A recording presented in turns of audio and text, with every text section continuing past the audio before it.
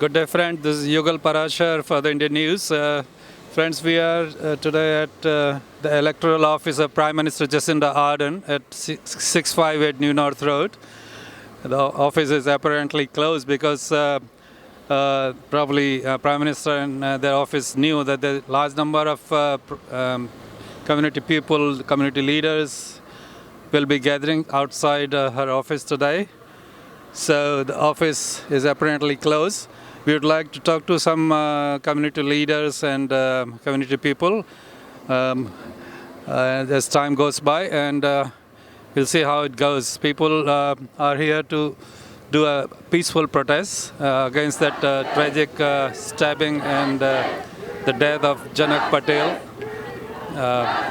who was working at the Sandringham Superiority, whose funeral conducted yesterday. So we go from here and we'll try to talk to a couple of community leaders and political leaders.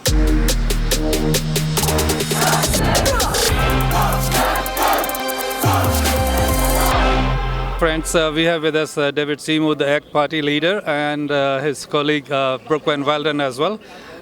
David, what do you have to say about that tragic incident that took place last week? It should not take a tragedy like this to bring about policy change, but now we've had the tragedy. The government must change its policies and take retail crime seriously. These people feel they've been abandoned and neglected, and I don't blame them. I'm here today to show that people across Parliament, including my colleague Brooke Van Velden, we do stand with this community and for all people who follow the law and have the right to live and work safely. Can you suggest, or can you recommend one major step which can make some kind of a break to this happening every now and then? Killings and robberies, ram raids and whatnot just seems unstoppable. This dairy requested fog cannons and security hardening. They did not get it. We need to make sure that if the government promises $6 million of security devices for retailers, they actually deliver it, not assessing them, not thinking about it, not installing it, actually deliver it and do it, not today but this week. If they're not prepared to fast track what they've already promised, then we don't believe any further promises they make. You think the law has been very lenient or soft on the criminals? The law is far too lenient. Just last week my colleague Nicole McKee asked in Parliament how much money is spent on pre-sentencing reports for criminals already convicted to reduce their sentences. $6 million last year. How much money is given to compensate victims? $5 million. The taxpayer spends more getting softer sentences for convicted criminals than it does compensating their victims. That is wrong, and it shows our values are wrong. Well, I think we need to support victims more and punish criminals more. At the moment, the government has that around the wrong way. It shouldn't take someone dying, trying to do their job, to finally see action on these measures. People have been calling to feel safe in their stores for a very long time, and we've been listening to the community, and we hope that the government will finally take this on board. Oh, thank you so much. We have with us Mr. Sunny Kaushal, who is the chair of Business and Dairy Association and is a very well-known community leader. Sunny, what a tragic movement to gather in front of Prime Minister's office. It's very shocking. We do not need to be in this kind of situation, but here is the reality. We were fearing of worst, and worst has happened. Yeah. The community is in mourning, and the family of the deceased, Janak's family, they are in absolute shock. They are still not able to come to the terms. And the businesses across New Zealand, they want answers. They want answers from the government, because we have been telling the government from last 5 years, reminding time and again. We have sent them in writing. We have highlighted the issue on every level, but the government has not listened. Why do you think the government apparently has been too soft with the criminals? Probably they are they're giving more value to their vote bank rather than to the well-being of the country or the citizens. You see, these small businesses, they are the bloodline of the country. They are the backbone of the country. But if you're not looking after the small businesses who are contributing nearly 29% to the GDP, and they are looking after nearly or 26% of the employment. What government can ignore them? Yeah, look, 5 weeks ago we had presented a manifesto to the police minister, and that details the actions which are required, the solutions. In fact, we offer the solutions. They need to but take actions. So the first thing starts from admitting that there is a crime emergency. Unless and until you admit there's a problem, you will not be able to look into the solutions. So they need to first admit there is a problem, and then we require the tools and resources, including more police on patrols, more visibility. It's not a rocket science to understand. More police, more deterrent, more enforcement. Mr. Kaushal, where from here? There's no one even here to acknowledge the presence of such a large number of community, not even some official from the Prime Minister's office. So what will be your next step, you think? Well, look, it's very sad that the Prime Minister and the Police Minister, who we have already requested an urgent meeting, but they have not probably given any importance for such thing. So this would now the people are coming together. It's becoming a New Zealand issue. It is a New Zealand issue, yes, and it's overwhelming to see how people have come together. And that's a strong message which is going to the government. That's enough is enough. And the elections are not too far. Some people are outraged, and they are even saying next step is we may take the laws even in our hand to for our own personal safety. What's your take about it? Yeah, I wouldn't probably go that far.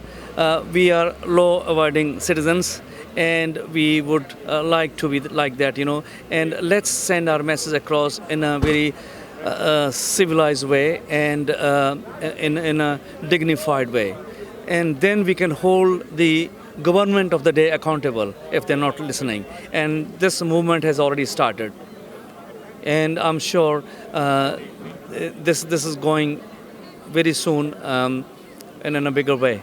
In 2023 election, which is not too far, but at the same time, we are more worried about now. Safety is a fundamental right of the citizens, and it's a state's responsibility to make sure the citizens and communities are safer. Thank you, Mr. Sunny, and good luck for your future endeavor. Thank you. Thank you for your time. Thanks.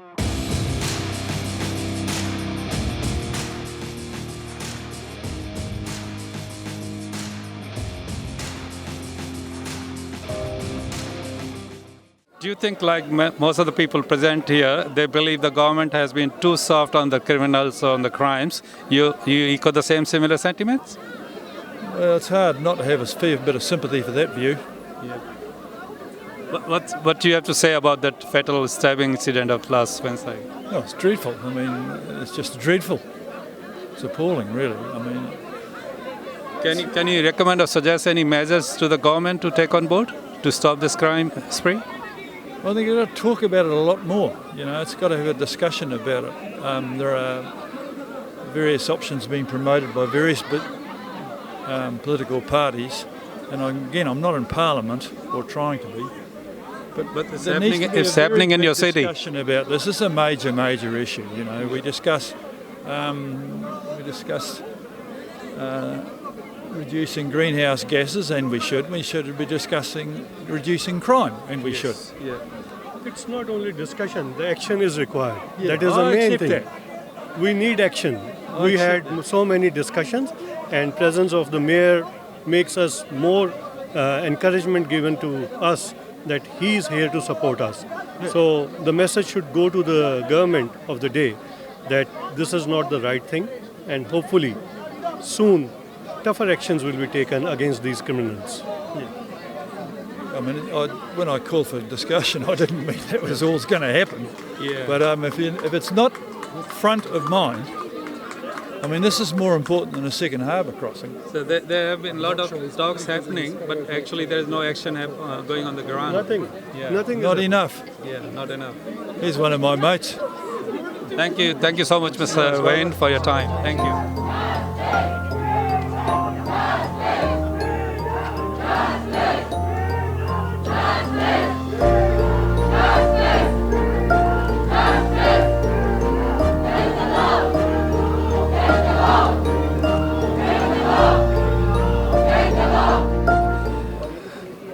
Namaste friends, we have with us Mr. Narendra Bhana, who is the President of New Zealand Indian Central Association. Mr. Bhana, why we all here today? Yes, unfortunately we are here to to show our solidarity for the incident that happened in Sandringham. And it is really sad for not just Indians but every citizens of New Zealand that we are here and we have to do what we have to do today. Really sad day for New Zealanders. Since we are in front of the Prime Minister's electoral office and the office apparently is closed, what message you think it should be sending to the PM? Or what message you people are getting from office doors being closed for you? Really frustrated. I mean, we did notify the authorities that the protest is going to be here and we expected someone to be here, not necessarily the Prime Minister herself, but we expected one of her staff to be here. This is really an insult to the Indian community once again. So there's no one here to acknowledge your presence? No, not at all. We tried to knock on the door and there's absolutely nobody here to acknowledge this great protest that's happening. We have with us a well-known community leader and the chairperson of the Bharati Samaj, Mr. Jeet Sachdev. Good afternoon, Mr. Sachdev, and welcome to the Indian News. Thank you very much for having me on the show. Yeah. Thank you. Where to go from here? There's no one here to acknowledge your presence, no one here to take the memorandum, government doesn't want to take you seriously. What's your future plans now? And the future plan is that, we will not stop from here because we want to continue this journey and we want to make sure that government must hear us and they must change the law. Actually, the law is so weak, so, outdated, I usually call it. They must change the law and they must listen to the communities and they should include the community leaders while they are making decisions so that they can understand, what's going on. I overheard some people even saying this is going to be the next step. People will be taking laws in their hand if government doesn't action or take any stringent measures. I think we have to wait and see how we can deal with this currently. We have joined, everyone has come together to make sure that, our voice is heard. But instead of, working together and fighting it together, then we just work it as we want, then it will not be. Unity is the strength, as we all know that, if we are not united, then how it will work. What's your take, Mr. Bakshi, about today's protest? I think it's a big disappointment. We never expected that Prime Minister will be here in the office. We understand that. But at least her staff should have been here to meet the people and listen to the concern. But the office has been closed. We are doing a peaceful protest and never wanted any violence or anything abusive over here. But we expected someone from the Prime Minister's office to be here to listen to us, what are our concerns. It's not just lip service we want action. Do you think this government has been too soft on crime? Definitely, we have been saying this thing from day one, that the attitude of this government from 2017 has been very soft on crime, and they should be taking tough actions against the people who are involved in such crimes. And we haven't seen anything of that nature. Yeah. We have lost 7th Indian working either in dairy shop or driving a taxi, which is shocking. And this Prime Minister has not said anything about it, that what she is going to do. If media is asking her anything, she is just spinning the thing and moving on. Thank you so much, Mr. Bakshi, for your time, and good luck for your cause you are fighting for. Thank you. Thank you. You think the government has been too soft on the criminals? Yes, we all think that. Yes, definitely. Especially when it comes to juvenile, underage kids, even the older people who are above 18 or 20 plus. I have been talking to the police time to time, and they said we work really, really hard to catch those offenders. You go to court and after 10 minutes they are on bail. So the government definitely has been very, very soft. Anything, any one or two major steps you may want to suggest or recommend to government which can be taken on board to stop this unstoppable crime spree? The two things I always been asking, the one is the age should not be any bar when the offender is 13. When even 12 years old are committing crime. Yeah, if you're old enough to offend a crime, you're old enough to pay the consequences. And if there is such thing as a younger age, then I think the parents should be accountable and they should be taken into custody and they should be face the consequences. Thank you so much, Mr. Singh, for your time. Thank you, and good luck for your protest.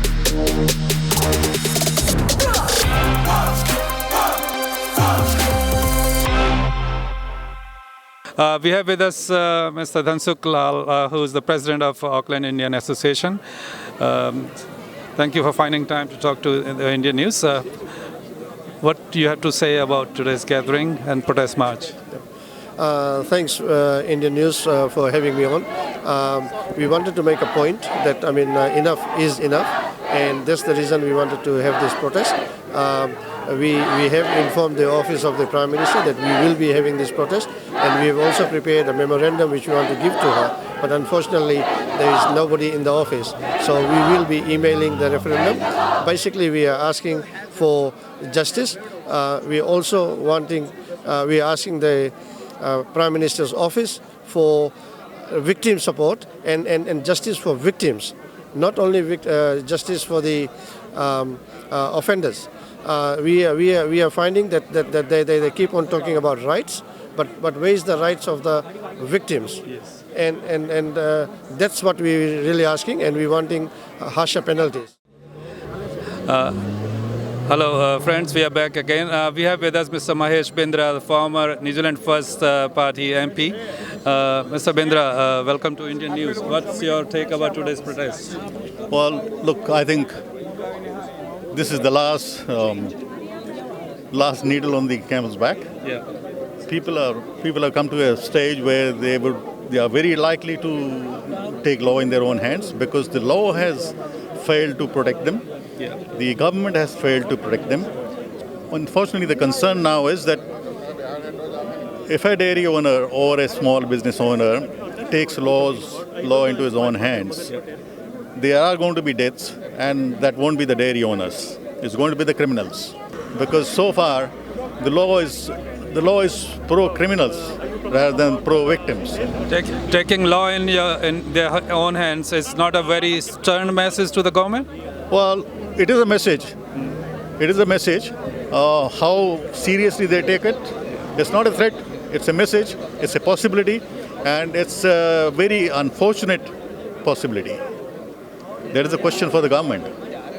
Why are they not protecting the citizens, the law-abiding citizens, the taxpayers, the small business people? The other thing is that the police haven't been given adequate powers to, put these people behind bars. Only after they commit. You remember a few months ago, the police had an initiative where they wanted to build a database of possible youth criminals, and they were stopped from doing it because of privacy reasons. So even that little bit of preventive measure that the police were taking, they've been stopped from doing it. We have with us Mr. Ghaus Majid, who is a community leader, and he's also part of the protest. What do you have to say about today's protest, Mr. Majid? Yugalji, as you know, this kind of attacks keep going on in New Zealand recently because the offenders don't have any fear in the mind because of the very soft laws, and unless the offender don't have the fear in the mind, the laws are strong, stringent, and the punishment will be very, very, very serious. The offenders don't fear to do any kind of offense. So it is not just a spontaneously happening. It is the younger generation understand that there is no serious laws, there is no severe punishment, so they don't care about doing the crime. That is the main problem. And we wanted to make the government to understand the seriousness going on in this country. If they're not going to respond, then we'll go further to do more protests and make our voice to be listened. Thank you so much, Mr. Ghaus Majid. Thank you for your time. Thank you very much.